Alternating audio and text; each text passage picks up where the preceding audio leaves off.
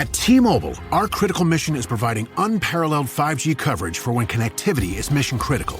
Introducing T-Priority, America's best 5G network experience for first responders, even in times of congestion. More capacity, faster speeds, better coverage. T-Priority from T-Mobile, built for tomorrow's emergencies, ready today. Discover more at t-priority.com. For qualifying organizations on eligible rate plans, coverage not available in some areas and may be impacted by emergencies. 1, 2, 3, 4. The Brutally Delicious Podcast. The Brutally Delicious Podcast. The Brutally Delicious Podcast. The Brutally Delicious Podcast. What's up, everybody? This is Dark Macek with Brutally Delicious, coming at you with a review of Temperance's brand new live album from Hermitage To Europe. Apparently it's from Hermitage. So Temperance is a band that I saw on 70,000 Tons of Metal, I think 2023. They were loads of fun live, but I confess they had sort of escaped my mind for a moment.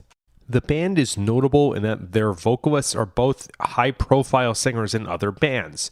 Kristen Starkey is a backup / co-lead vocalist, I guess, in Twilight Force now, and Meeks Guitale, oh god, I can't pronounce that, is the male lead vocal in Visions of Atlantis. So I can't stress enough that vocals are a huge highlight here.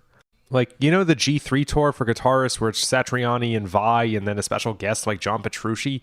This is like that, but it's musical. Anyways, I sometimes have an aversion to doing live albums, but this one came out so nicely. The sound is actually very good. The band is totally tight, the drums manage to sound thundering, but most of all, it sounds human. While the vocalists are always in tune, you hear them, glide into notes instead of just robotically being auto-tuned to them. And what I think I have heard for the first time on this is that you get all the live action from the singers. You know what shows when the singer's like, hey, hey, hey, hey, to engage the audience? That's all there. And then there's several cries of jump, jump, jump. It makes you feel like you're in the pit.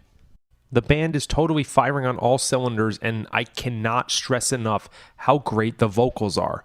What's really the coolest thing is that it's sometimes hard to differentiate. When one singer is singing, you can tell, but they have such a great blend that even though Meeks is a guy and Kristen is a girl, oh my god, I'm getting canceled, it sounds like one really powerful voice.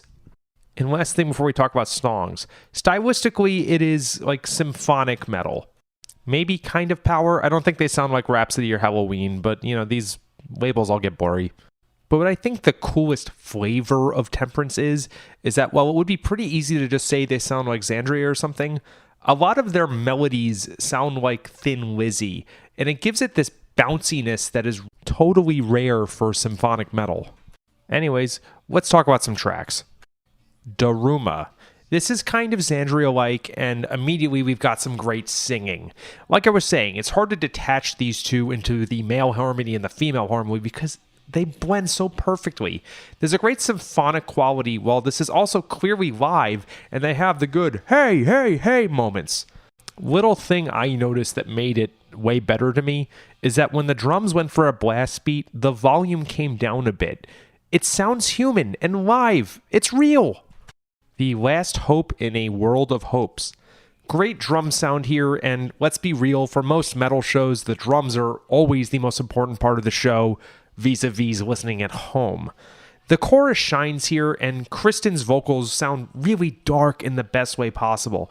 It's funny because Meeks is always such a cheery guy and such an awesome vocalist. I don't just mean good, but he makes you feel better about life. So it's a really cool juxtaposition, and it's usually the guy who sounds darker. I guess that's Kristen's magic. A Hero Reborn. So there's a lot of emotional depth with this one, and I could see it really working live.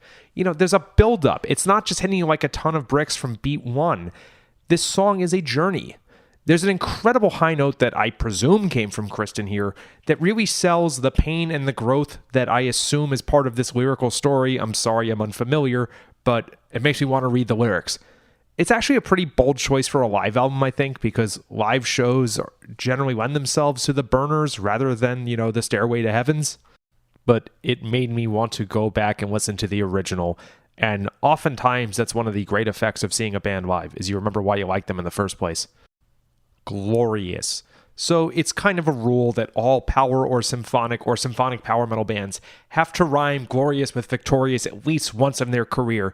But this one's a little different than what I was expecting for that. This track is probably the best example of that Thin Lizzy vibe I'm talking about. You know, there's a real bounciness, like the Irish jigs, like, oh boy, I can't wait to go get another pint of Guinness. Was that Scottish? I'm an idiot. Very adventurous chorus. What a track. Last but not least, Of Jupiter and Moons.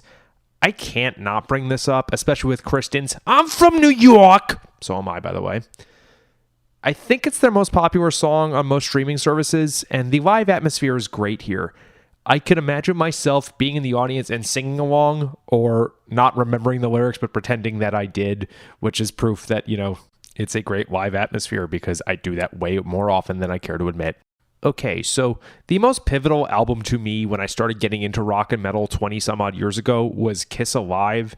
So it shouldn't be surprising that a live album touched me like this, but it still is. So with some very notable exceptions like the Kiss stuff and the Ozzy Randy Rhoads tribute, live albums are kind of an oddity, and especially in the last 20 years or so, I think they've mostly gone away. I guess fan-uploaded YouTube clips have just replaced the need. I guess what I'm saying is this was a really bold choice, and I think it paid off, because metal is a genre that really needs to be heard live.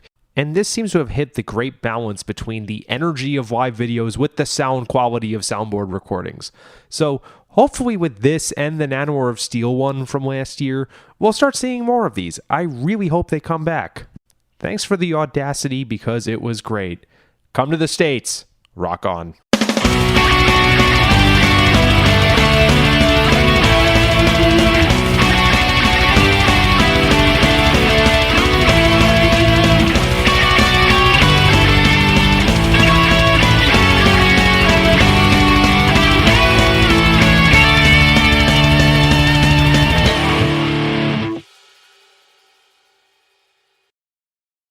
Hey, what's up? My name's Lurk, and I'm the host of Lambgoat's Van Flip podcast. Every week I have in-depth conversations with bands from all over the scene, big and small. We also like to keep our finger on the pulse and showcase up-and-coming bands on the show as well. So come check out Lambgoat's Van Flip podcast.